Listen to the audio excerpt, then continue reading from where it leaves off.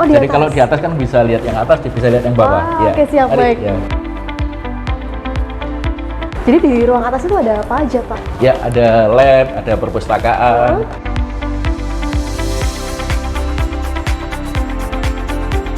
Di lantai atas ini ada berapa ruang kelas, Pak? Ya, kami yang di lantai 2 dan lantai 3 ini ada 14 kelas ya. Jadi 14 kelas. ada ruang digunakan untuk aula, auditorium, kemudian ada laboratorium.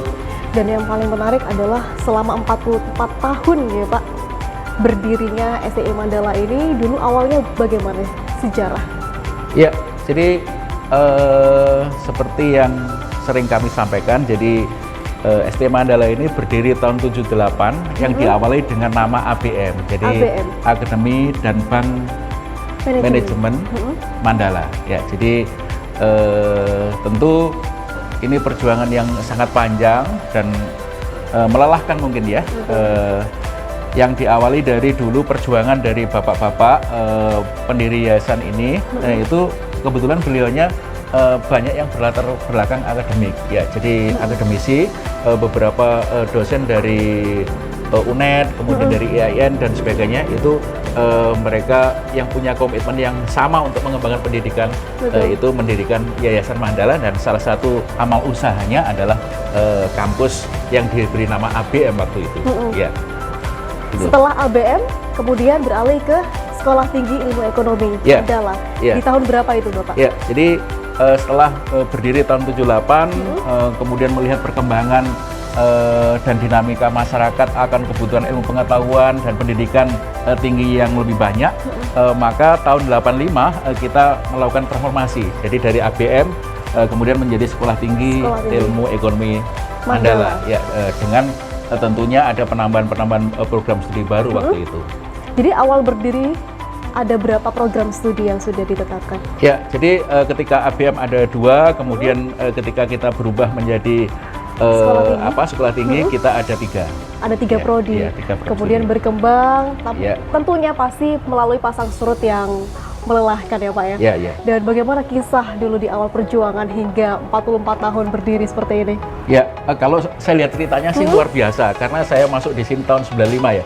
Jadi sebelum 95 tentu saya hanya mendengar cerita bahwa memang tentu perjuangan ini sangat panjang tadi ya. Jadi bagaimana perjuangan bapak-bapak kita pendiri ini agar lembaga ini menjadi lembaga yang menjadi idaman masyarakat. Betul. Nah, ini yang saya kira perlu kita apresiasi yang muda-muda yang menerus ini untuk menjaga marwah atau komitmen bapak-bapak yayasan dulu, sehingga lembaga ini benar-benar lebih bisa diterima oleh masyarakat. Dan mempelopori pendidikan di bidang ekonomi dan manajemen ini satu hal yang tidak mudah, apalagi kampus swasta pertama ya Pak. Pasti beragam persaingan juga terjadi hingga bisa eksis tetap ada sampai saat ini. Dan pastinya ketika bertransformasi seiring perkembangan zaman, itu banyak sekali yang perlu dilakukan. Inovasi kampus apa saja yang pernah dilakukan Bapak? Ya, jadi tentu dengan adanya penambahan program studi baru, kemudian tentu yang berikutnya adalah peningkatan kualitas sumber daya. Betul. Jadi kami melakukan upaya bagaimana lulusan kami ini benar-benar menjadi pilihan masyarakat, tentu tidak terlepas dari bagaimana sih kemudian profil lulusan kita. Ya, untuk itu maka kita ada peningkatan kualitas sumber daya manusia, dan alhamdulillah sampai saat ini kita sudah hampir 50% sudah S3 gitu ya. Jadi ini sesuatu yang menurut kami ini yang patut diapresiasi. 50% sudah S3. Ya. Baik. Dan tidak hanya kualitas akademis, namun juga infrastruktur yang dilakukan STI Mandala ini terus dilakukan ya Pak ya, transformasi juga dilakukan dalam hal pembangunan. Seperti lantai 2 ini merupakan gedung baru, dan di sini ada aula juga ya Pak. Jadi seperti yang kita lihat saat ini kita sedang berada di lantai 2 ini adalah bagian daripada komitmen kita untuk membuat lingkungan akademik kita, lingkungan belajar kita ini nyaman gitu ya, nyaman di kampus, kemudian bangga dengan kampusnya. Kalau kampusnya bagus, seperti ini saya kira ini pantas kan anak-anak kita itu kemudian mau foto-foto, mau Betul. selfie-selfie dan bisa dipamerkan ke siapapun begitu ya. Ini tentu bagian daripada komitmen itu untuk perbaikan infrastruktur, sarana dan prasarana yang ada di kampus ini. Dan banyak sekali hal-hal baru di lingkungan kampus ini ya Pak ya. Dan itu menjadi sebuah bentuk upaya dalam berinovasi yang dilakukan oleh Mandala sendiri. Nah Pak, terkait dengan transformasi juga Sekolah Tinggi Ilmu Ekonomi Mandala menjadi Institut Teknologi dan Sains Mandala. Itu merupakan satu bentuk upaya juga ya Pak ya. Bagaimana prosesnya saat ini? Iya, saya kira itu juga proses yang panjang ya. Jadi mungkin supaya ini sudah mulai panas, gimana kalau kita sambil ngobrol di dalam? Suasananya kayaknya lebih dingin di dalam. Di sini aula ya Pak ya? Oh iya, ini. Oke, siap. Mari.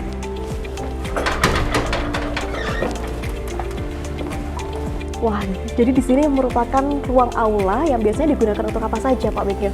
Iya, ini termasuk aula baru ya. Jadi kami menyebutnya auditorium. Ini sekaligus untuk melengkapi bagaimana mahasiswa merasa nyaman tadi.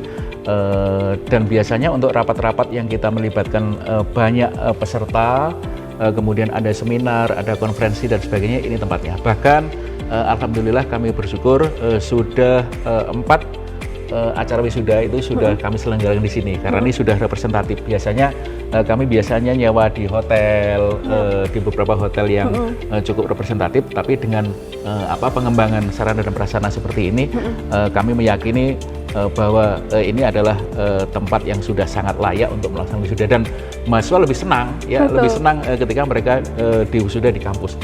Dan benar sekali seperti yang dikatakan oleh Bapak Mikil bahwa mahasiswa harus bangga dengan kampusnya, dan kampus pun terus berupaya untuk membuat nyaman dan terkait dengan sarana prasarana yang disediakan lebih lengkap, fasilitas lebih lengkap begitu ya Pak ya. Tadi Bapak Mikil menjelaskan ada fasilitas apa saja Pak yang di lantai 2 ini? Ya, jadi di lantai 2 kita sekarang ini di auditorium, kemudian ada ruang rapat kecil juga di sebelah, kemudian yang di sebelah lagi di situ itu digunakan untuk pasca sarjana, kemudian yang di sebelahnya lagi di gedung A itu ada perpustakaan dan laboratorium.